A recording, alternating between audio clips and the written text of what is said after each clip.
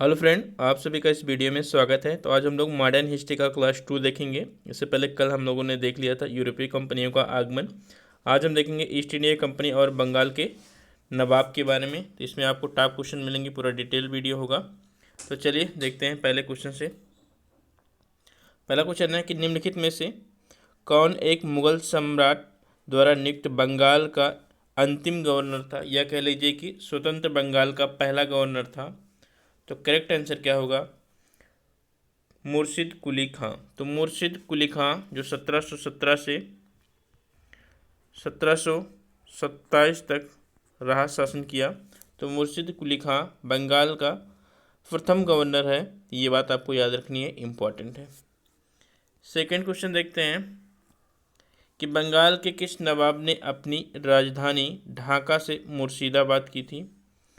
तो ढाका से मुर्शिदाबाद किसने अपनी राजधानी की थी? तो ये आपने मुर्शिद कुली खां ने किया था। ढाका से राजधानी मुर्शिदाबाद, इंपॉर्टेंट है, याद रखिएगा। थर्ड क्वेश्चन, बंगाल के किस नवाब की हत्या कर अली वर्दी खां बंगाल का नवाब बना।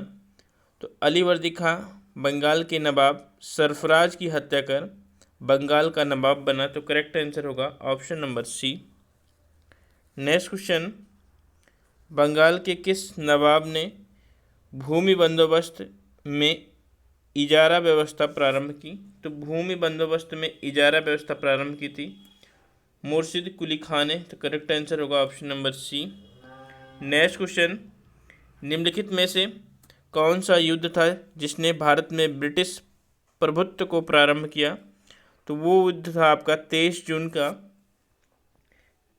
जून 1757 का युद्ध, जिसे फ्लासी का युद्ध कहा जाता है। तो करेक्ट आंसर होगा ऑप्शन नंबर बी।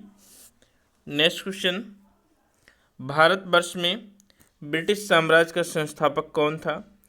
तो भारतवर्ष में ब्रिटिश साम्राज्य का संस्थापक माना जाता है लॉर्ड क्लाइव। तो करेक्ट आंसर होगा option number C, lord Clive. Next question, निम्नलिखित में से किसने अपनी राजधानी मुर्शिदाबाद से मुंगेर स्थानांतरित की थी। तो मुर्शिदाबाद से मुंगेर, ढाका से मुर्शिदाबाद किया था। किसने किया था? तो मुर्शिद कुली खां ने। लेकिन मुर्शिदाबाद से मुंगेर स्थानांतरित किया था मीर कासिम ने। करेक्ट आंसर होगा option number D. Next question, अंग्रेजी ईस्ट इंडिया कंपनी द्वारा लड़े गए निम्नलिखित युद्धों में से कौन सा सबसे निर्णायक युद्ध था। तो सबसे जो निर्णायक युद्ध माना गया वो आपका था बक्सर का युद्ध। तो बक्सर का युद्ध कब हुआ था? तो 22 अक्टूबर 1764 में बक्सर का युद्ध हुआ था। किसके किसके बीच? तो आपके मीर कासिम, अवध के नवाब सिराजुद्दौला और दिल्ली के मुगल सम्राट शाह आलम द्वितीय प्लस अंग्रेज़ों के बीच। उस समय अंग्रेज की जो कमान संभाला था उनका नाम है हेक्टर मुनरो। तो हेक्टर मुनरो ने कमान संभाला था, याद रखिएगा, मोस्ट इंपॉर्टेंट क्वेश्चन है। नेक्स्ट क्वेश्चन, कि बक्सर के युद्ध के समय दिल्ली का शासक कौन था। तो अभी हमने बताया कि दिल्ली के शासक थे आपके शाह आलम द्वितीय। तो करेक्ट आंसर होगा ऑप्शन नंबर सी, शाह आलम द्वितीय। तो उस समय शाह आलम द्वितीय जी थे दिल्ली के शासक। नेक्स्ट क्वेश्चन देखते हैं। तो बक्सर की लड़ाई के समय बंगाल का नवाब कौन था। तो बक्सर की लड़ाई जब हुई थी उस समय बंगाल के नवाब थे मीर जाफ़र। तो करेक्ट आंसर होगा ऑप्शन नंबर बी, क्योंकि मीर कासिम को हटा दिया गया था और मीर जाफ़र को बना दिया गया था बंगाल का नवाब।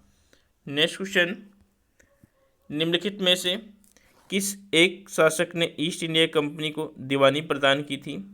तो ईस्ट इंडिया कंपनी को दीवानी प्रदान की थी किसने? तो आपके शाह आलम द्वितीय ने।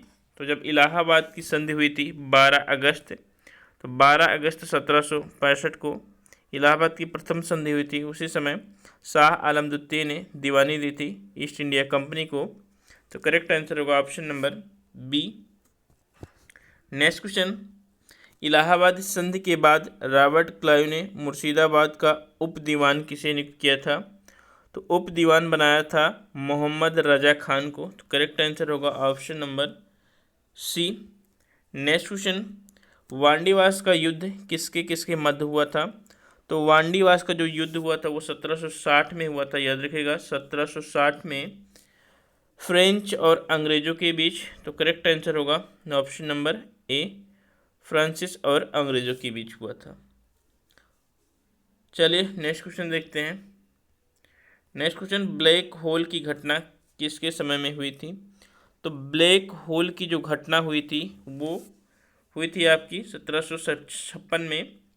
तो 1756 में ब्लैक होल की घटना हुई थी और किसके समय हुई थी? तो ये हुई थी सिराजुद्दौला। तो करेक्ट आंसर होगा option number B, black hole की घटना किसके समय हुई? तो सिराजुद्दौला के समय हुई।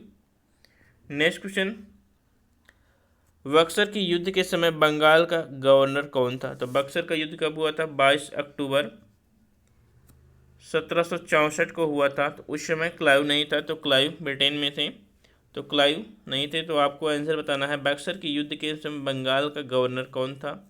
तो हेनरी वेंसीटार्ट। तो हेनरी वेंसीटार्ट थे बंगाल के गवर्नर उस समय। मोस्ट इंपॉर्टेंट है, याद रखिएगा।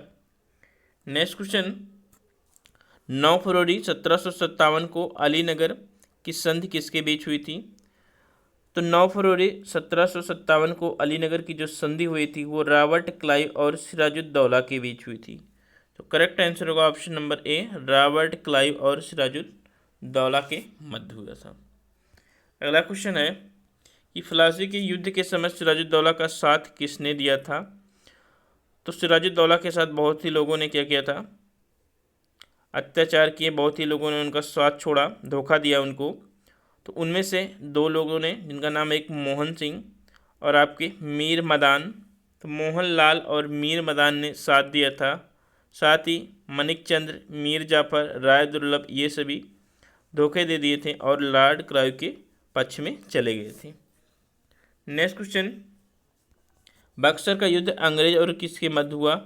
तो बक्सर का युद्ध अभी हमने देखा कि बक्सर का युद्ध हुआ था 1764 में।